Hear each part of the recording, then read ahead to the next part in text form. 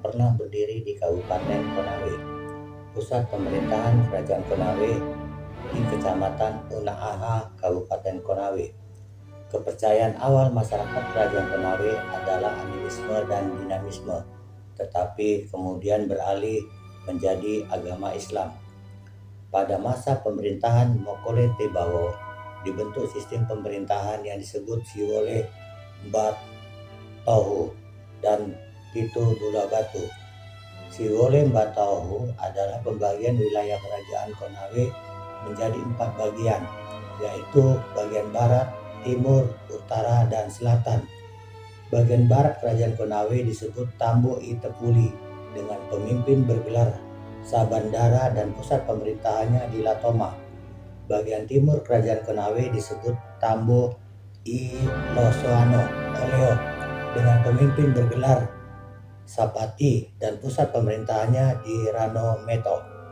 Bagian utara Kerajaan Konawe disebut Barata I Hanano Huta Konawe dengan pemimpin bergelar Ponggawa dan pusat pemerintahannya di Tonganua.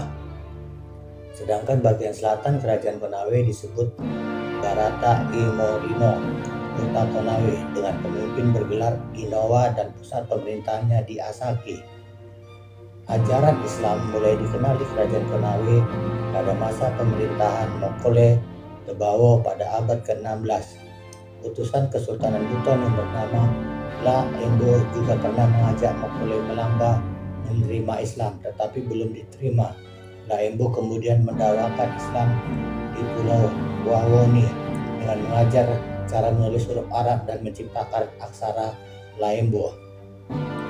Masyarakat juga mulai menerima Islam setelah kehadiran para pedagang Muslim yang menuju ke perairan Maluku pada abad ke-18. Para pedagang Muslim datang ke daerah Wawoni, Lasolo, Toli-Toli, dan Tinanggae. Para pedagang ini berasal dari Kesultanan Buton, Kesultanan Ternate, dan Kesultanan Bone. Pada masa pemerintahan Laki Dende II, Islam menjadi agama resmi dari Kerajaan Konawe. Kerajaan Konawe kemudian menerapkan syariat Islam dalam kehidupan masyarakatnya dan melarang hal-hal yang bertentangan dengan ajaran agama tersebut.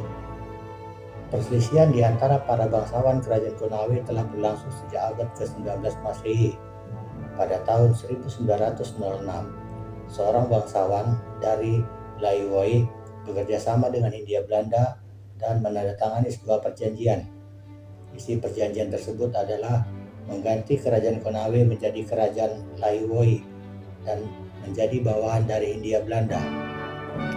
Larambe sebagai Raja Kerajaan Konawe bersama dengan para bangsawan diundang oleh Laiwoi dan Hindia Belanda.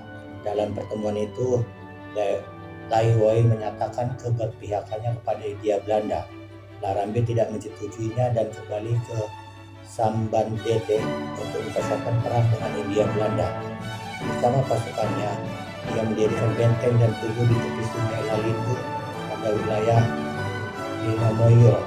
Namun pada tahun 1919, setelah ia wafat, perang dimenangkan oleh Belanda. Wilayah Kerajaan Konawe akhirnya dikuasai dan dijadikan wilayah Kerajaan Laiwoi. Terima kasih.